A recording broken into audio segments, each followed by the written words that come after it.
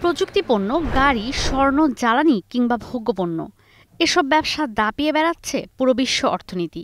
এর পাশাপাশি ফুলে ফেঁপে উঠছে ব্যবসার আরেক ক্ষেত্র, যা বছরের পর বছর বিশ্বের বিভিন্ন প্রান্তে টিকিয়ে রেখেছে সহিংসতা। সেই ব্যবসার নাম অস্ত্র বাণিজ্য।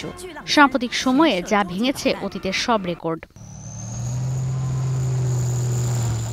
দ্বিতীয় বিশ্বযুদ্ধের পর থেকেই যুক্তরাষ্ট্রসহ ইউরোপ, মধ্যপ্রাচ্য, এশিয়ার বিভিন্ন দেশ ভবিষ্যৎ ঝুঁকি বিবেচনায় নিয়ে নিজেদের অস্ত্রের ভান্ডার সমৃদ্ধির কাজ শুরু করেছিল।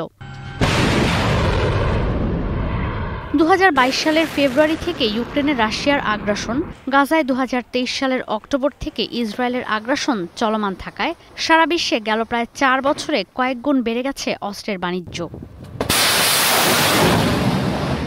বিশ্বের মাল্টি-বিলিয়ন ডলারের এই খাতকে ঘিরে একদিকে যেমন মুনাফা করে কিছু দেশ, অন্যদিকে এর ফলাফল ভোগ করে ইউক্রেন কিংবা গাজার মতো ভূখণ্ডের সাধারণ মানুষ। মার্কিন পররাষ্ট্র দপ্তরের তথ্য বলছে 2024 সাল যুক্তরাষ্ট্রের জন্য ছিল অস্ত্র ব্যবসায় সবচেয়ে লাভজনক বছর। গেল বছর শুধু অস্ত্র বিক্রি করে আয় এসেছে $318 বিলিয়ন।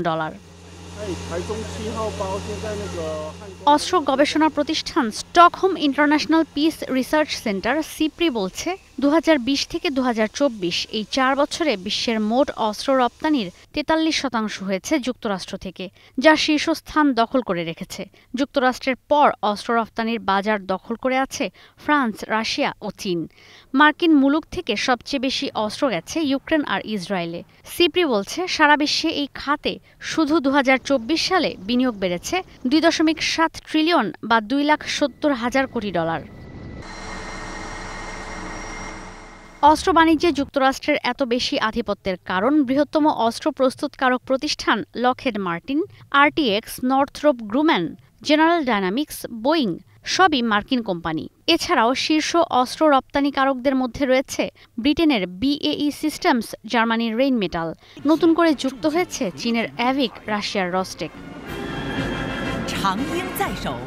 এদিকে যুদ্ধের হামলা ঠেকাতে বিশ্বের শীর্ষ অস্ত্র আমদানিকারক দেশে পরিণত হয়েছে ইউক্রেন। এর পরের অবস্থানেই রয়েছে ভারত। ইসরায়েল পুরো মধ্যপ্রাচ্যকে অস্থিতিশীল করার আশঙ্কায় অস্ত্র কিনছে সৌদি আরব, কাতার, মিশরও। সম্প্রতি ন্যাটোর সদস্য দেশগুলোর সামরিক খাতে ব্যয় বাড়ানোর চাপে ইউরোপও সমানে অস্ত্র কিনছে যুক্তরাষ্ট্র থেকে।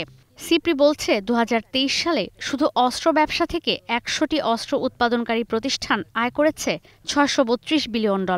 এর মধ্যে মধ্যপ্রাচ্য আর রাশিয়া ছিল অস্ত্র ব্যবসার শীর্ষ 2 খেলোয়াড়। এই 2 স্থানেই রপ্তানি হয়েছে অধিকাংশ অস্ত্র। গাজা আর ইউক্রেনে আগ্রাসন অব্যাহত থাকায় 2025 সালে অস্ত্র ব্যবসার এই পরিমাণ আরও বাড়বে বলে মনে করছেন সামরিক বিশ্লেষকরা। ঈশিতা ব্রহ্ম, স্টার নিউজ।